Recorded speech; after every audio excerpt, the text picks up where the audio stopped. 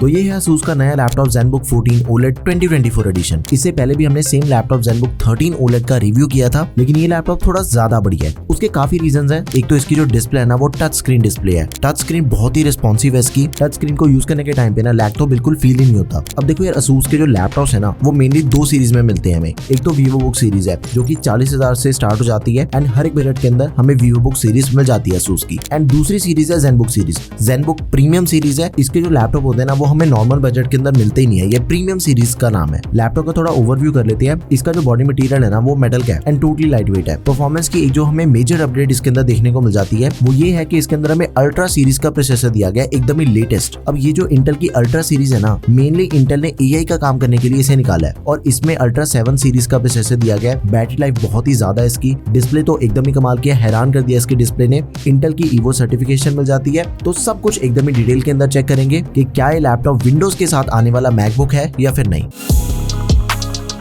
सबसे पहले देखो, बॉक्स में सेम अपना लैपटॉप मिल गया। 65 वॉट का अडेप्टर दिया गया एंड साथ में कुछ डॉक्यूमेंट्स। अपने पास ये रिव्यू यूनिट है तो डब्बे में इसका सामान थोड़ा सा कम निकला, क्योंकि ब्रांड न्यू लैपटॉप के साथ एक लेदर का पाउच मिलता है जिसे हम अपने लैपटॉप को कहीं भी कैरी कर सकते हैं। वो इसके अंदर मिसिंग था, लेकिन जब आप इसे बाय करोगे फिर आपको वो डेफिनेटली मिलेगा। आप मानोगे नहीं, एकदम ही लाइट वेट लैपटॉप है। सिर्फ 1200 ग्राम इसका वेट है। पूरा का पूरा लैपटॉप मेटल बॉडी के साथ मिल जाता है हमें। टॉप लिड मेटल की होगी एंड साथ में जो कीबोर्ड वाला सारा एरिया ना वो भी हमें मेटल का दिया गया है। बैक से भी मेटल का है। मेटल होने की वजह से इसका वेट भी कम हो जाता है फिर एंड इसकी ड्यूरेबिलिटी भी काफी बढ़ जाती है। फिर टॉप लिड के ऊपर ऐसा डिजाइन सा बना हुआ इसका। बिल्कुल छोटी सी ब्रांडिंग है ASUS ZenBook की एंड इसका जो कलर है वो बहुत ही डिफरेंट है। ब्लू कलर का लैपटॉप है एंड इसके अंदर हमें दूसरा कलर ऑप्शन भी मिल जाता है जो कि सिल्वर है। वो भी कमाल का लगता है दिखने के अंदर। इससे पहले हमने सिल्वर वाला ही रिव्यू किया था। MS ऑफिस में लाइफ टाइम वैलिडिटी के साथ में दिया गया। स्टूडेंट एंड ऑफिस वालों के लिए तो बढ़िया चीज होगी ये। फिर राइट साइड पे ब्रांडिंग हो रखी है ASUS की OLED डिस्प्ले की और बैटरी वगैरह जो भी हाईलाइट्स है ना वो सब कुछ किया हुआ है।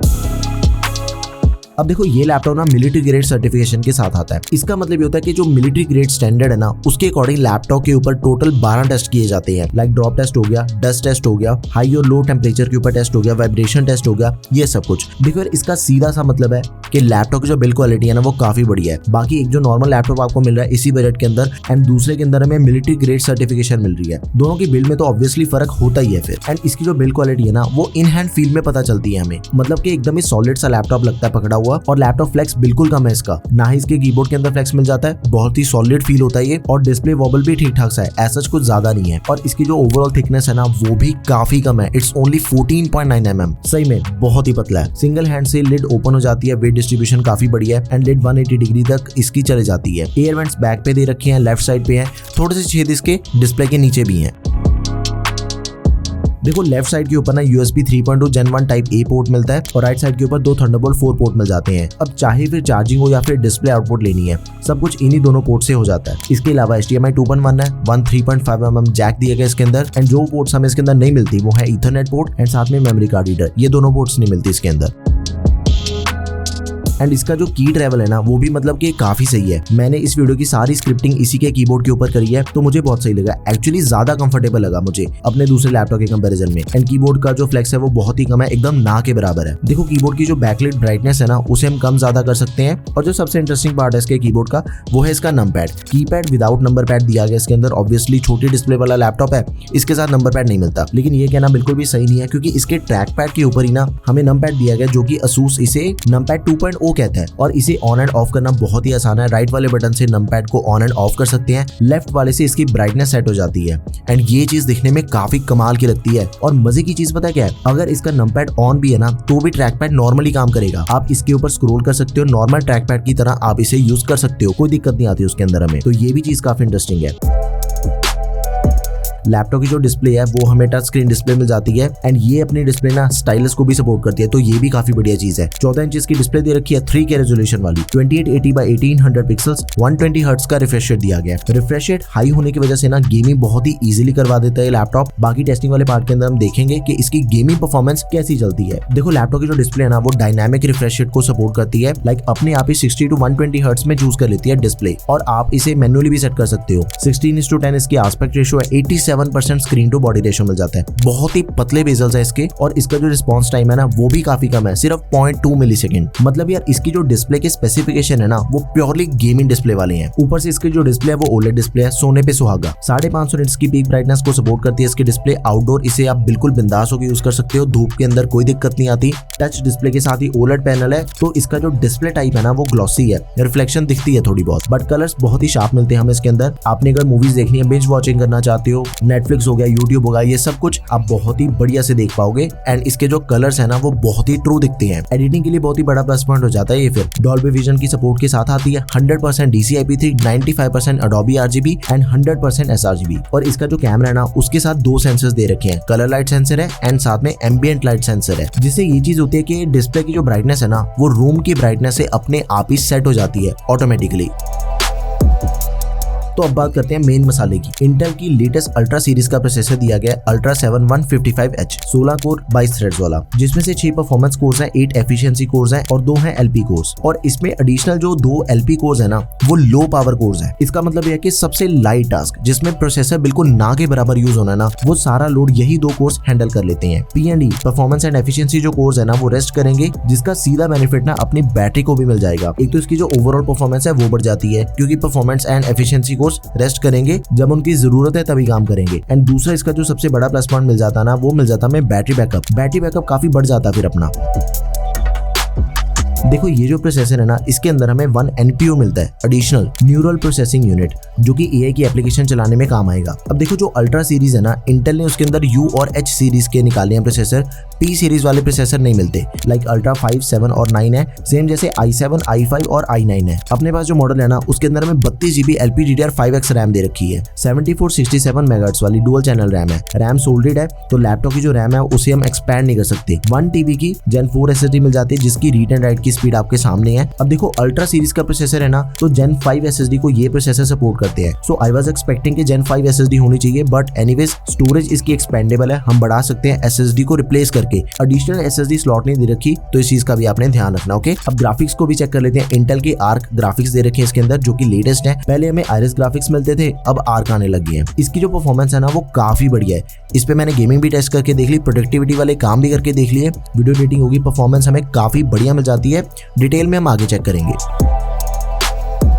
नाउ कनेक्टिविटी तो Wi-Fi 6E दिया गया Bluetooth 5.3 के साथ, MS Office life time validity के साथ में मिल जाता है। इंटेल की EVO सर्टिफिकेशन दे रखी है इसके अंदर हमें। देखो इंटेल की EVO सर्टिफिकेशन का मतलब ये होता है कि कुछ बेंचमार्क्स है जो कि सभी लैपटॉप्स के अंदर हमें मिल जाता है, जो कि इंटेल की EVO सर्टिफिकेशन के साथ आता है। सबसे पहली चीज कि इसका जो बैटरी बैकअप है वो हमें 8 से 9 घंटे तक का मिल जाएगा। फास्ट चार्जिंग की सपोर्ट दे रखी है, Type-C, Thunderbolt 4, Wi-Fi 6E। Booting time इसका लेस देन 10 सेकंड्स है। फिंगरप्रिंट सेंसर या फिर फेस अनलॉक मिलता है, इसमें फेस अनलॉक दिया गया। अगर अपना लैपटॉप स्लीप मोड के अंदर है ना, उससे सिर्फ 1 सेकंड के अंदर ऑन हो जाता है। Full HD camera, 1080p, 30 minute charge करने पे 4 घंटे तक का रन टाइम मिल जाएगा। तो ये जो सारे फीचर्स है ना ये एक्चुअली हमें इंटेल की EVO सर्टिफिकेशन की वजह से मिल रहे हैं। अब ये चीज ना यहाँ पे समझने वाली है। देखो कुछ बेंचमार्क्स रन करने के टाइम पे ना मुझे हर बार अलग रिजल्ट्स मिल रहे थे। मे भी कुछ अपडेट्स पेंडिंग है या फिर बेंचमार्क की जो एप्लीकेशन है ना वो इसके लिए ऑप्टिमाइज नहीं थी। सिनेमैक्स में मुझे मल्टी कोर मिल रहे थे 6958, जब मैंने इसे दोबारा रन किया ना फिर मुझे मिल रहे थे 7887 और सिंगल कोर पे 1728। मैंने इसको फिर से क्रॉस चेक करने के लिए टेस्ट रन किया, देन मल्टी कोर मिले मुझे 10,000 और सिंगल कोर 1686। 2024 के स्कोर्स कुछ ऐसे थे कि multi core 360 and single core सिर्फ 92। गीकबेंच सिंगल कोर CPU के मिले 2259, मल्टी कोर 12309 और गीकबेंच GPU के स्कोर्स मिल जाते हैं हमें 33549 और 3D मार्क के स्कोर से 3026, पास मार्क के स्कोर से 31709।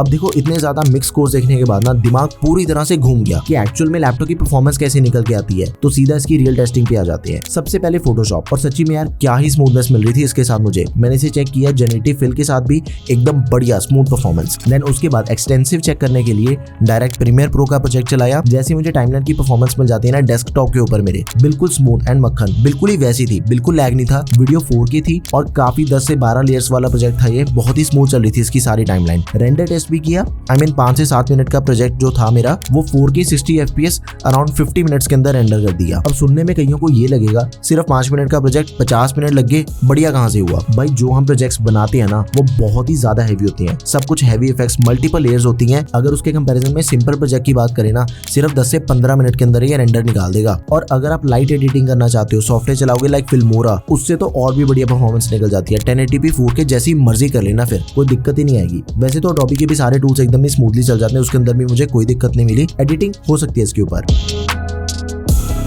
नाउ स्पीकर्स, बहुत ही बढ़िया स्पीकर्स है, हारमन कार्डन से ट्यून्ड है और डाउन फायरिंग स्पीकर्स है। आउटपुट बहुत ही कमाल की मिल जाती है इसकी।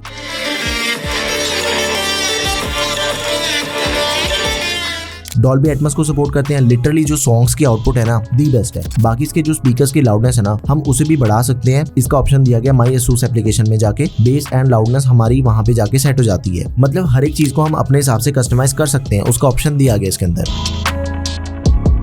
अब देखो वैसे तो प्रोफेशनल लैपटॉप है, गेमिंग से कुछ खास उम्मीद कर नहीं सकते, यही सोच के मैंने गेमिंग शुरू करी थी। लेकिन भाई साहब क्या कमाल की परफॉर्मेंस मिल जाती है हमें इसके अंदर। वैलोरेंट टेस्ट करी सबसे पहले तो। सेटिंग्स हमने रखी 3K रेजोल्यूशन पे, high setting vsync on FPS limiter off 120 FPS continuous मिल रहे थे भाई, कंटिन्यूस। अब देखो हाई सेटिंग्स पे इतनी स्मूथ चल रही है गेम, लो सेटिंग पे तो आराम से चल जाएगी। फिर टेस्ट करी मैंने Spiderman with charger, 3K medium setting vsync on ray tracing off 55 FPS, 3K high settings vsync on ray tracing off 35 to 40 FPS, 3K resolution, very high settings vsync on ray tracing off 30 FPS, not playable. Lag कर रही थी game अपनी, very high settings पे ना मेरे हिसाब से खेल ही नहीं पाओगे आप। Spiderman 3K medium settings without charger, 35 to 40 FPS। उसके बाद हमने टेस्ट करी counter strike 2, 3K high settings vsync on 35 to 40 FPS, मतलब के प्लेएबल गेम थी। 3K medium settings vsync on 55 to 60 FPS। देखो गेमिंग के मामले में ना मैं ये चीज कहूंगा कि ओकेजनल गेमिंग हम इसके ऊपर कर सकते हैं। ऑब्वियसली इसके अंदर में डेडिकेटेड ग्राफिक कार्ड तो दिया नहीं गया, उसके बिना अगर बात करें तो काफी बढ़िया परफॉर्मेंस निकाल के दे रहे हैं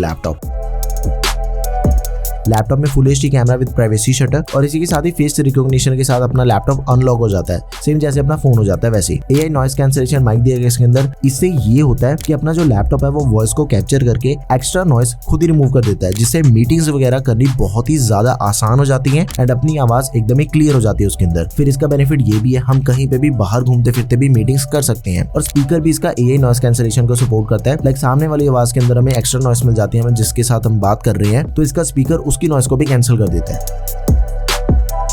अब देखो इसका जो बैटरी बैकअप है ना उसे थोड़ा समझते हैं। लैपटॉप हमें इंटेल की ईवो सर्टिफिकेशन के साथ मिल रहा है, तो बैटरी आराम से 9 घंटे तक चल जाती है। 75 वॉट आवर्स की बैटरी दे रखी है, 65 वॉट का टाइप सी अडेप्टर दिया गया है। लाइक अगर आपके लिए बैटरी बहुत ही ज्यादा मैटर करती है ना, मुझे लंबा बैटरी बैकअप चाहिए, और या फिर आप लैपटॉप को अपने साथ कहीं पे भी कैरी करते हो, ट्रैवल करते हो आप, तो इसका जो बैटरी बैकअप है ना वो आपके लिए बिल्कुल ही आइडियल ऑप्शन रहेगा। हमने इसे स्टूडियो में यूज किया, सबने यूज करिए स्टूडियो में, तो स्क्रिप्टिंग करके देख ली, डिफरेंट वेबसाइट्स चला के देख ली, इसके ऊपर मल्टीटास्किंग बहुत ही इजीली हैंडल हो जाती है इसके लैपटॉप के ऊपर। अब देखो असूस तो क्लेम करता है कि 15 घंटे तक का बैटरी बैकअप मिलेगा, बिकॉज इसके अंदर हमें अल्ट्रा सीरीज का प्रोसेसर दिया गया है। अब यहाँ पे वही सेम चीज आ जाती है कि इसके जो 2 LP कोर्स है ना, लो पावर कोर्स, अपने जितने भी लाइट काम हो गए ना, लो टास्क हो गए, ब्राउजिंग करनी है, फिर हमने स्टैंड बाय पे लैपटॉप रखा हुआ है, उसके लिए प्रोसेसिंग की जरूरत ही नहीं पड़ती। वो इतने लाइट काम होते हैं ना कि उसका सारा लोड LP कोर्स के ऊपर आ जाता है, वो हैंडल कर लेते हैं। उससे अपना बैटरी बैकअप और भी ज्यादा बढ़ जाता है। और लैपटॉप की बैटरी हेल्थ के लिए ना इसके अंदर में एडिशनल बैटरी केयर हेल्थ वाली ऑप्शन मिल जाती है, जिससे अपनी बैटरी 80% तक ही चार्ज होगी। ये सेम फीचर अपने फोन के अंदर भी होता है, वही सेम दिया गया है। एंड इसके अलावा अगर हमने कोई भी सॉफ्टवेयर को कस्टमाइज करना है ना, वो हम माई असूस एप्लीकेशन के अंदर जाके कर सकते हैं।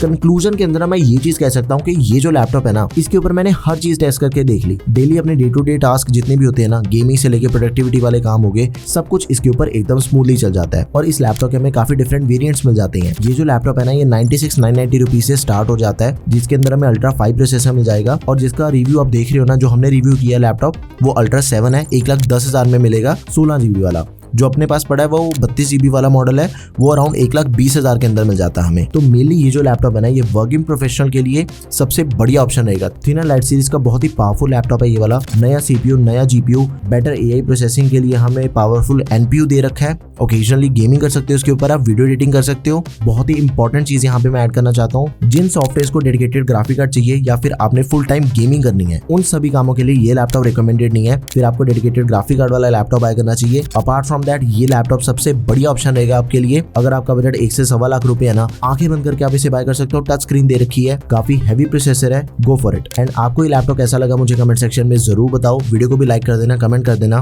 That's all for this video guys, thank you for watching the video, peace out.